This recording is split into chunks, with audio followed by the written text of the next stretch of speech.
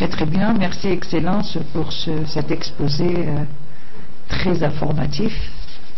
Alors s'il vous plaît, j'attends vos questions. Il faut dire que l'exposé était très très clair. Yes, please.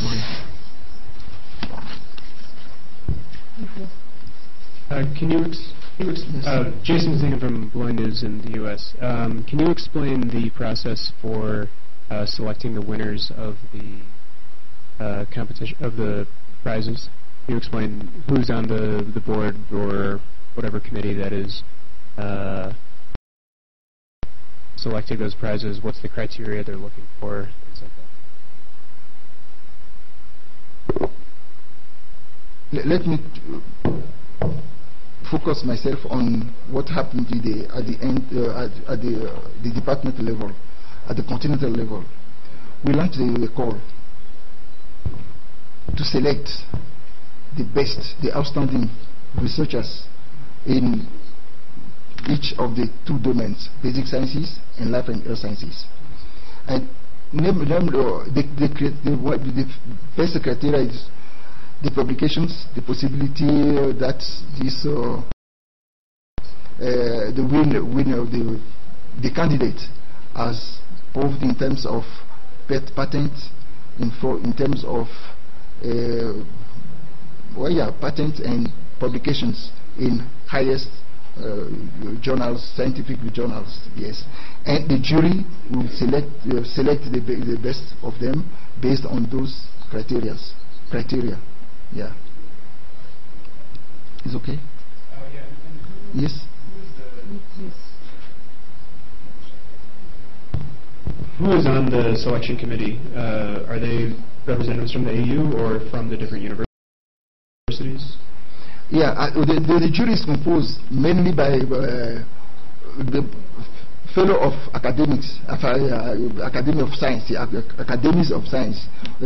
Generally, they are member of Academy of Science of the Third World, TWAS Academy, or African Academy of Science, or another academy in the world. Yeah, the jury is selected on this basis. And as a rule, no scholar from AUC could participate in the jury as a rule.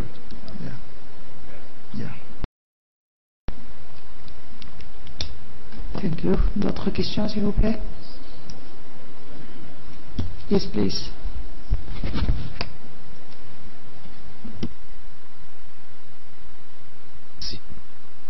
Merci, monsieur le professeur, pour la clarté de votre exposé qui nous donne un aperçu de ce que vous avez pu réaliser ces dernières années. C'est vrai, 193 étudiants d'excellence dans les pôles d'excellence que vous avez pu installer, c'est un effort qu'il faut louer.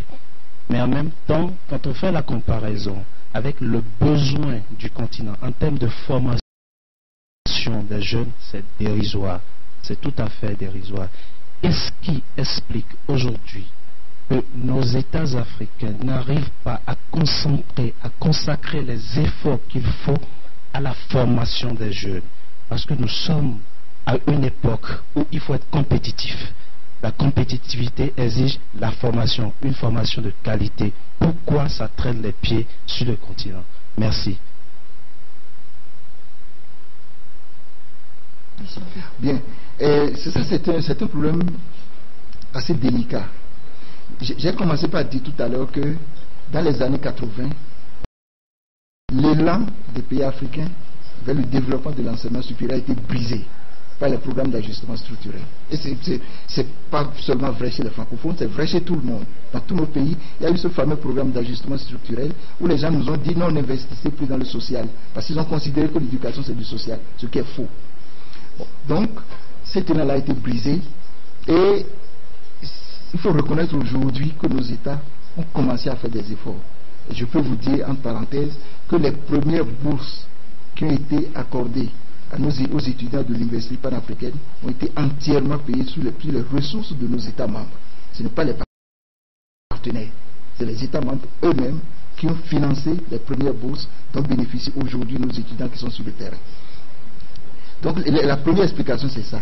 La deuxième explication c'est que nous sommes quand même dans des pays où le soubassement scientifique ou une formation de qualité n'est pas encore avéré. Moi qui vous parle, puisque voulez-vous, il faut vous dire la vérité.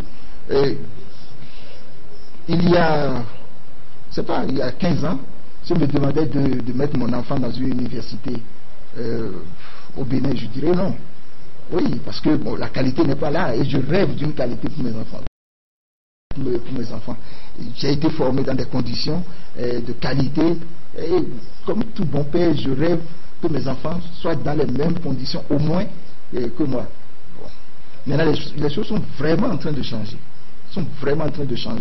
Et bon, nous avons une bourse qu'on appelle une bourse Nyerere qui permet à nos étudiants maintenant d'aller étudier dans les meilleures universités du continent.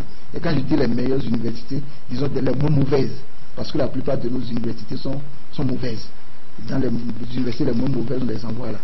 Et notre ambition justement de l'université panafricaine, c'est de corriger ça, de corriger cette mauvaise image de nos universités. Et si nous avons été si sévères dans la sélection, d'abord, je dois dire aussi que nous nous adressons uniquement au programme de master et de PhD.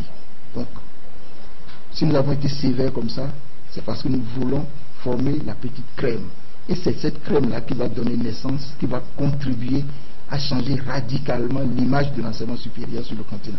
Nous avons comme ambition de définir, de dessiner un autre espace d'enseignement supérieur de recherche pour le développement sur le continent. C'est l'une des ambitions de l'université panafricaine. Nos États font des efforts, mais ça ne se voit pas parce que ils sont submergés aussi par le flot de ce qu'on appelle aussi le bonus démographique. Merci, Excellence. D'autres questions, s'il vous plaît? Yes, please.